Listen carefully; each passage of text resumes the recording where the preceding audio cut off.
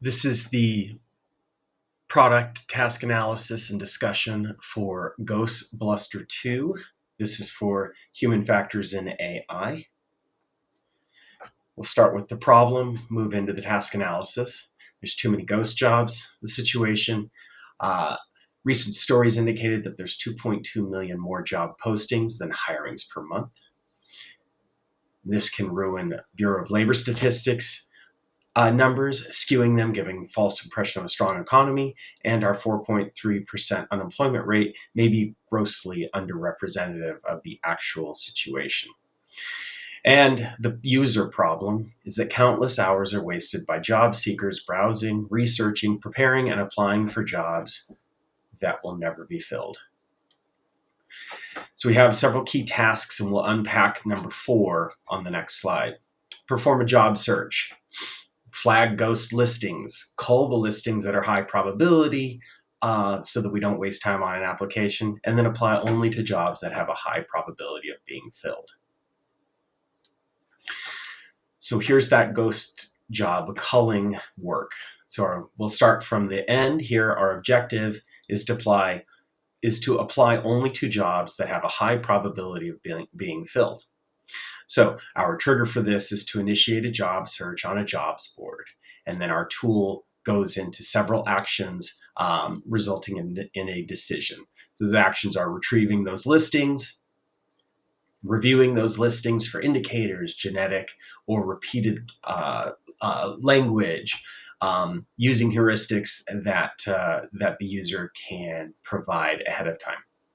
And the decision agent might then compare some of those suspicious listings to similar listings to see if the language is in fact consistent and a high probability that it is copy and pasted. Cross-reference those jobs with the company website, see if the job is actually on the company website or other job boards, see how it's handled there. And then the system makes a decision, compute a probability score, a probability that the job is real or a ghost, and then finally cull those listings flagged as likely ghost jobs, providing the list to the user that they can then apply to only those high probability real jobs. These are the actions that can reduce the amount of labor that an individual, that a user has to go through manually right now. The process of pulling up hundreds of returns and then trying to go through those individually to determine which ones are real or ghost jobs before deciding which ones are a good fit for the applicant can be an extremely time-consuming process, fraught with indecisiveness. So the user input might be a form with job search terms and filters like keywords, job titles, type, location, salary range. The transparency on the model will actually explain its reasoning. So it might produce a likelihood score of 0 to 100, explain why it gave that score, structural signals like language in the listing or age of the listing, organization and market signals, and behavioral signals. And then the model provides traceability for its scores. It might provide sample language. This is why I scored it poorly for suspicious language. Other listings that have identical language, its existence on the company website, etc. And then it'll communicate uncertainty. Realism score should be a probabilistic classification. I'm thinking a 0 to 100 score with a classification. This one the system thinks is real, or that this system thinks is a ghost job. And the outcome should be that realism score, not a determination. Let the user make a final determination. There's not a whole lot of privacy concerns here. We're not asking the user to provide PII. There is some relevant user information that can be volunteered. Job title or location does give some indication of who might be using the tool, but a position like project manager, there might be thousands of them seeking jobs in the New York City area, for instance. So we don't think that it's going to point towards a specific individual.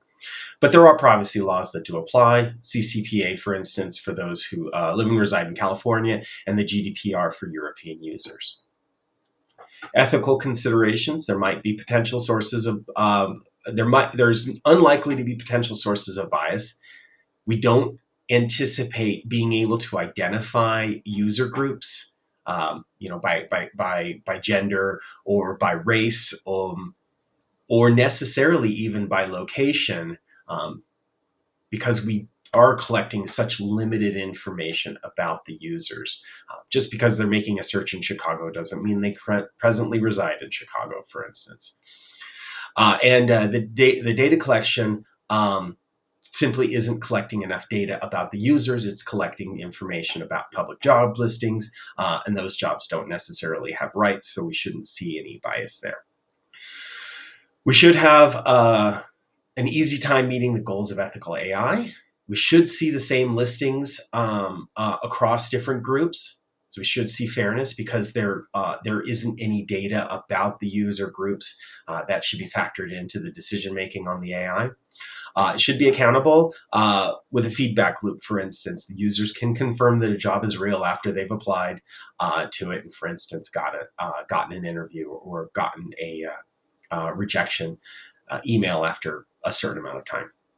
And it should be transparent by providing the scoring breakdown and other indications of the metrics that it's using to make its decisions.